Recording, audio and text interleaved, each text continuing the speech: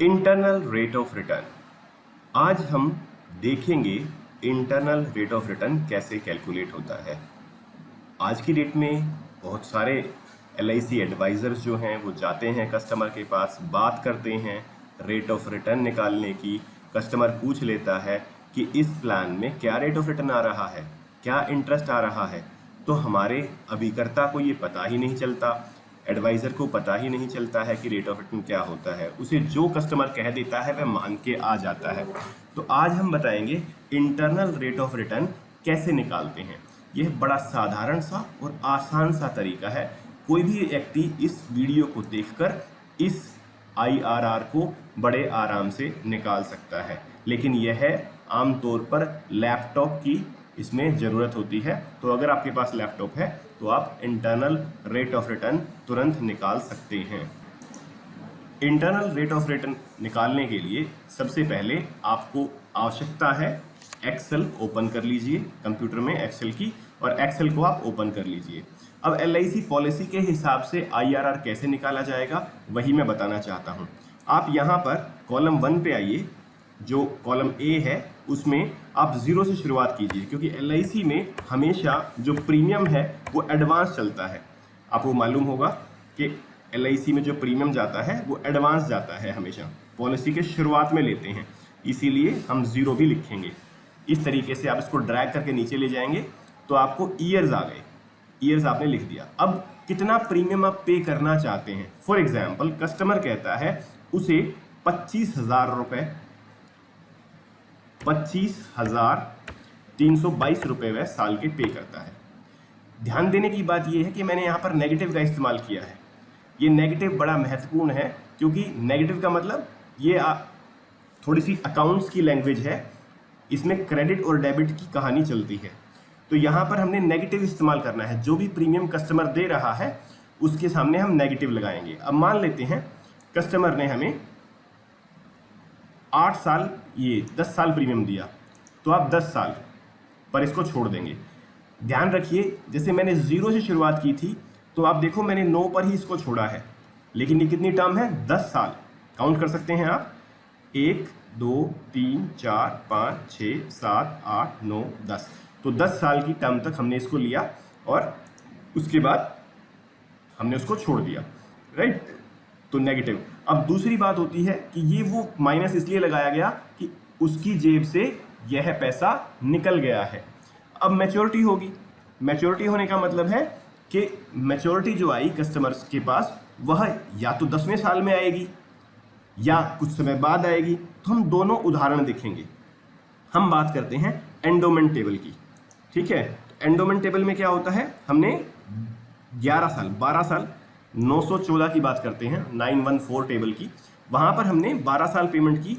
और मान लेते हैं मैच्योरिटी, मैं आपको एग्जैक्ट कैलकुलेशन नहीं दे रहा हूँ, लेकिन मैं उदाहरण के तौर पे कह रहा हूँ। मान लेते हैं 12 साल में 3 लाख रुपए देने के बाद उसको 4.5 लाख रुपए मिलते हैं।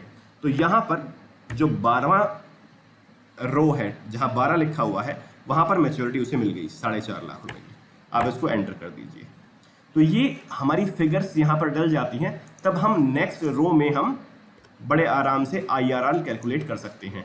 इसका साधारण सा फॉर्मूला है, या तो आप फॉर्मूले पे जाइए, लेकिन अगर फॉर्मूले पे नहीं जाना चाहते तो इक्वल लगाइए। जैसे ही IRR लिखेंगे आप तो एक अपने आप में ही ऑप्शन आ गया, इंटरनल रेट ऑफ रिटर्न। ये कहता है return the internal rate of return for a series of cash flow, यानी कि ये 12 किस्तें कस्टमर के जेब से निकली थी और 12वां साल जैसे ही पूरा हुआ, 12th ईयर जैसे ही कंप्लीट हुआ, 4.5 लाख कस्टमर को मिल गए। सॉरी, ये 12 लाख नहीं है, ये 45 लाख लिख दिया मैंने, 4.5 कर देते हैं इसको, राइट, ठीक है। अब इसको दोबारा IRR कैलकुलेट करना है तो इक्वल्स टू IRR हमने लिखा। अब ब्रैकेट शुरू करेंगे। ब्रैकेट शुरू हो गया तो आपको करना क्या है, यहाँ पर क्लिक कीजिए जहाँ ये है, और शिफ्ट के साथ इसको ऊपर की तरफ जो अपर एरो है उसको चलना शुरू कीजिए, और कंप्लीट होने के बाद सीधा आप एंटर मार दीजिए। आपको IRR निकल के आ जाएगी कि इसमें अगर 25,322 रुपये के हिसाब से कस्टमर ने 12 किस्तें भरी हैं और मैच्योरिटी 4.5 लाख रुपए आती है, तो IRR 6% की है। अच्छा, कई बार हमें ऐसा लगता है कि ये 6% है, लेकिन अगर हम इसको देखेंगे ये परसेंटेज है, लेकिन इसमें आपको थोड़ा सा यहाँ पर देखने की जरूरत होती है कि 6% के हिसाब से आ गया। तो अब कस्टमर को कह सकते हो कि सर हमारी पॉलिसी में इतना % का IRR है। अब मैं एक उदाहरण और ले लेता हूं जिसमें कस्टमर 10 साल ही पेमेंट करता है। कस्टमर पेमेंट करता है 10 साल, जीवन लाभ का एग्जाम्पल लेते हैं, ठीक है। अब उसमें क्या होगा, हमें 16 साल तक मैच्योरिटी दिखानी होती है ताकि हम कैलकुलेट कर सकें। तो 16वें साल में पैसा उसका वापस आ जाएगा, 16 पूरे होते हैं क्योंकि हम एडवांस पेमेंट ले रहे हैं। अब कस्टमर ने क्या किया, 10 साल तक तो पैसे भरे, उसके बाद कोई पैसा इसने नहीं भरा, उसने कोई पैसा आगे नहीं भरा, राइट। तो ऐसे ही आप देखिए 15 काउंट करने के बाद 10 इंस्टॉलमेंट होगी, 11, 12, 13, 14, 15, 16 पैसे पूरे 16 टाइम पूरा होने का 17वें साल के स्टार्टिंग में पैसा आएगा। अब मान लेते हैं यहां पर उसे 7 लाख रुपए मिले। थोड़ा सा मैं इसको स्क्रॉल कर लेता हूं ताकि आप इसको देख सकें, राइट।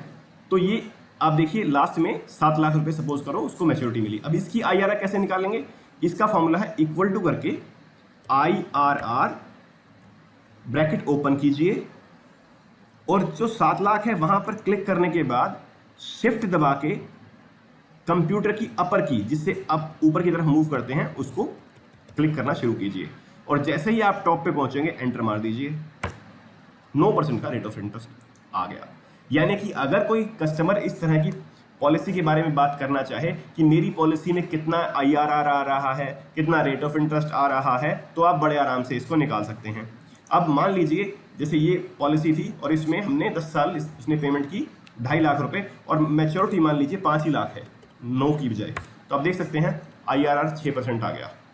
आई होप अब आपको ये आसानी से समझ में आ गया होगा कि बहुत मुश्किल नहीं है, लेकिन मुझे लगता है आपको आना चाहिए। कस्टमर के सामने बैठकर कभी ये नहीं बोलिएगा कि मुझे आता नहीं है, इसका आप फायदा आपको जरूर मिलेगा। अब कस्टमर आपको अपनी मर्जी से ये नहीं कह पाएगा कि आपको IRR कैलकुलेट करना नहीं आता है या आपकी पॉलिसी में इतना कम मिल रहा है, इतना ज़्यादा मिल रहा है। आप तुरंत बैठकर किसी भी पॉलिसी का, किसी भी कंपनी की, किसी भी इंश्योरेंस पॉलिसी का IRR कैलकुलेट कर सकते हैं। Thank you.